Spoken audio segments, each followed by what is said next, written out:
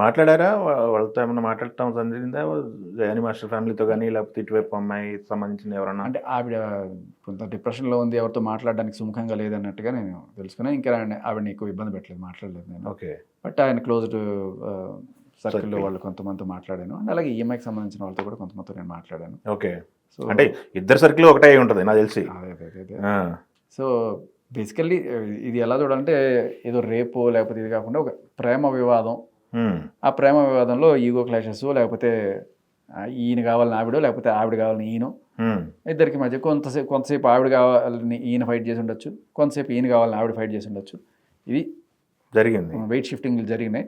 Okay. So తర్వాత ఆ ego clashes పెరిగి పెద్దవై ఫైనల్గా ఇప్పుడు కోర్టులు కేసులు దాకా వచ్చినాయి.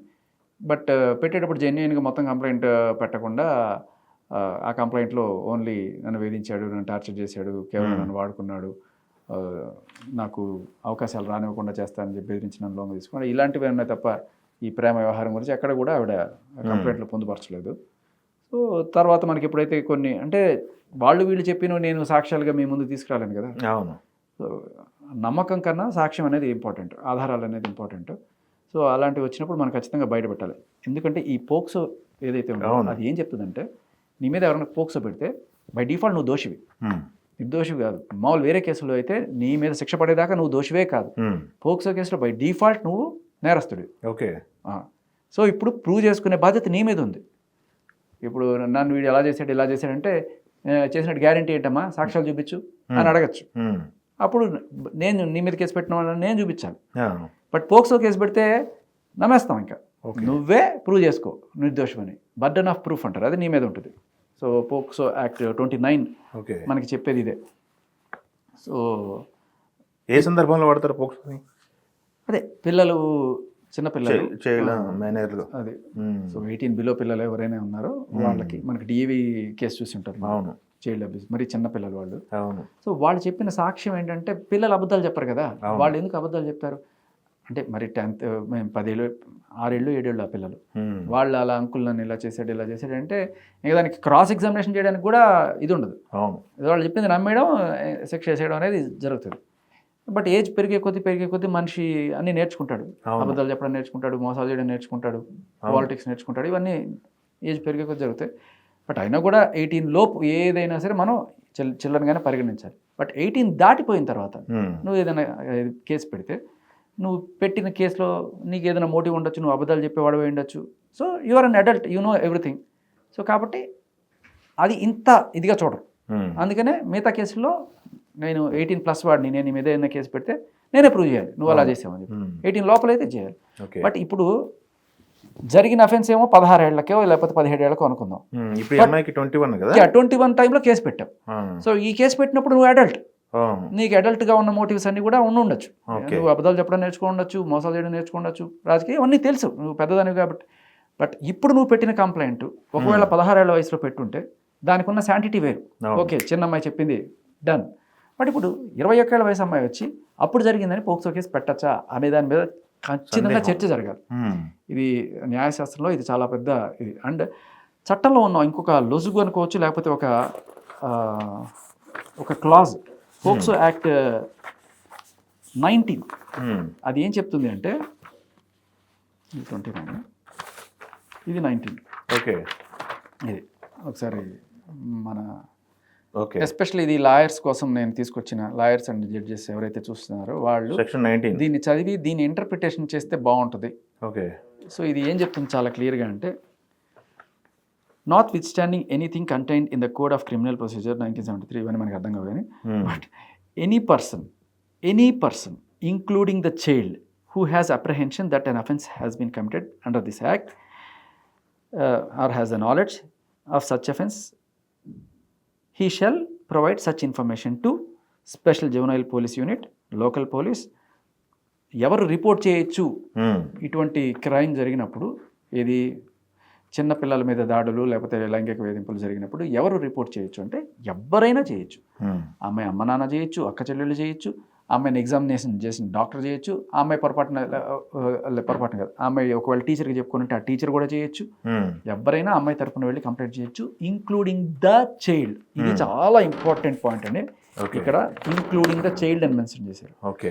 సో ఆ చైల్డ్ కూడా వెళ్ళి కంప్లైంట్ చేయొచ్చు. Okay, yes. మరి ఇప్పుడు కంప్లైంట్ చేసింది ఎవరు? చైల్డా? ఆ చైల్డ్ ఎక్కడ? ఇప్పుడు చైల్డ్గా లేదే, చైల్డ్ అడల్ట్గా ఉంది. మరి ఈ కంప్లైంట్ ఎలా చెల్లుతుంది?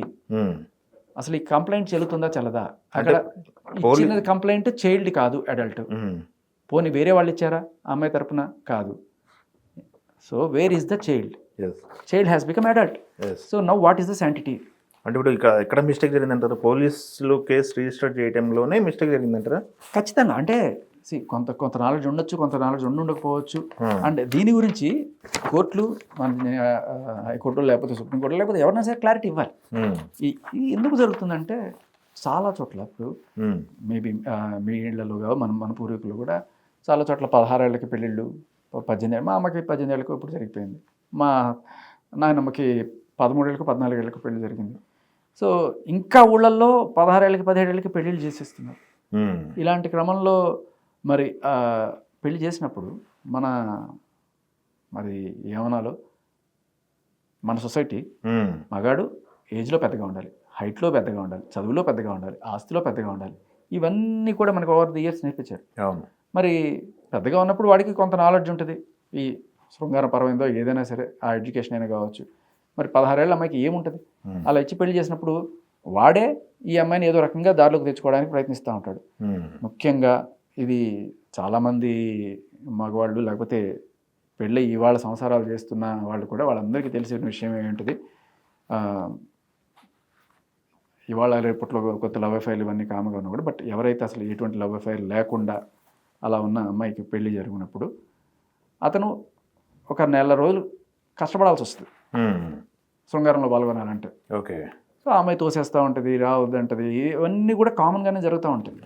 బట్ ఆ అమ్మాయి అలా చేసిందని చెప్పి అది నో అంటే నో అయినా కూడా నువ్వు ఎలా చేసావని చెప్పి ఆ అమ్మాయి కేసు పెట్టే అధికారం ఇప్పుడు చట్టం ఉంది. కానీ ఒకప్పుడు పెళ్ళైతే సరే ఇవాళ మీకు శోభనం, ఇవాళ కార్యం అని చెప్పి పెట్టినా కూడా ఏమి ఉండదు. ఎందుకంటే అదేదో ముహూర్త ప్రకారం చేస్తారు తప్ప ఒక నెల రోజులు, 2 నెలలు, కొన్నిసార్లు 6 నెలలు, సంవత్సరం కూడా వెయిట్ చేయాల్సిన పరిస్థితి ఉంటుంది.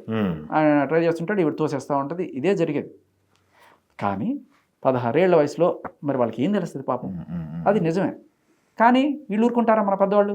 మనవాడిని ఎప్పుడు ఇస్తావు అని చెప్పి పోరుతూ ఉంటారు. అలాంటి టైంలో మరి ఆవిడికి ప్రెషర్ పెడతాడు, లేదమ్మా నొప్పి అయినా కూడా కళ్ళు మూసుకున్నాం, మనం భరించాలమ్మా, తప్పదమ్మా, మేము చేయలేదమ్మా, మీ అమ్మమ్మ చేయలేదా, మీ అమ్మ చేయలేదు, ఇలాంటివన్నీ నూరిపోస్తూ ఉంటారు వాళ్ళకి. ఇప్పుడు ఈ చట్టాలు ఎవరు వాళ్ళకి చెప్పరు, వీళ్ళకి చెప్పరు. ఇలాంటివి ఉన్నాయని కూడా నాకు తెలిసి ఆవిడకి కూడా తెలిసి ఉన్నదేమో. సరే, ఇప్పుడు ఒక చట్టం ఏం చెప్తుంది అంటే, ఒకవేళ పొరపాటున ఇలాగే పిల్లలుగా ఉన్నప్పుడు పెళ్ళిళ్ళు జరిగిన పెద్ద అయిన తర్వాత 18 ఏళ్ళు దాటిన తర్వాత, సరే ఇప్పుడు 21 ఏళ్ళు దాటిన తర్వాత ఆవిడికి స్టిల్ ఆయనతో ఇష్టం ఉంది. అప్పట్లో ఆయన్ని తిట్టుకొని ఉండొచ్చు, తోసేసి ఉండొచ్చు, చీతు అనుకుని ఉండొచ్చు, ఏమన్నా ఉండొచ్చు. కానీ 21 ఏళ్ళు దాటిన తర్వాత కూడా ఆవిడ ఆయనతో ఇష్టపూర్వకంగా కలిసి కాపురం చేస్తున్నట్టుగా సాక్ష్యాలు ఉంటే that is valid marriage. Okay. అలా కాకుండా అప్పుడు ఆవిడకి ఇష్టం లేదు, చీతు అందనుకోండి. ఓకే. చిన్నప్పుడు ఇష్టం లేదు, ఇప్పుడు మెచ్యూరిటీ వచ్చిన తర్వాత కూడా ఇష్టం లేదు.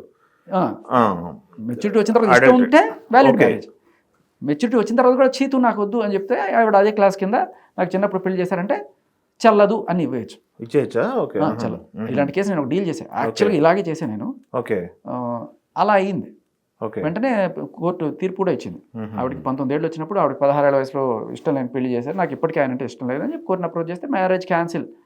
ఇప్పుడు విడాకులు అంటే సంవత్సరాలు పడుతుంటాయి కదా, అది ఆన్ ద స్పాట్ ఇచ్చేసారు. 20 రోజుల్లో వచ్చేసింది తీర్పు. ఓకే. సో కానీ ఇంకోటి ఏంటంటే ఇష్టం ఉంటే that is a valid marriage. ఇష్టం ఉందని ఈయన ప్రూవ్ చేసుకోగలగాలి. అలాగే ఇప్పుడు ఆ అమ్మాయి కొన్నిసార్లు ఏమవుతుందంటే ఇష్టం ఉండి కొన్నాళ్ళు ఉండి సడన్గా ఇవాళ ఇష్టం లేదు. ఇప్పుడు ఏం చేయాలి? ఒక 6 నెలలు ఇష్టపూర్వకంగా ఉండింది, తర్వాత ఏదో గొడవైంది, నాకు ఇటు వద్దంటే వద్దు అంటుంది. అది విడాకులకు అప్లై చేసుకోవచ్చు. అలా అని పోక్సోలు గీక్సోలు పెట్టడానికి కుదరదు. ఎందుకంటే ఈవిడ ఇష్టపడి నాతో మేజర్గా ఉన్న టైంలో కొన్నాళ్ళు గడిపింది సార్ అని ఈయన ప్రూవ్ చేయగలిగితే that's not an offence. Okay.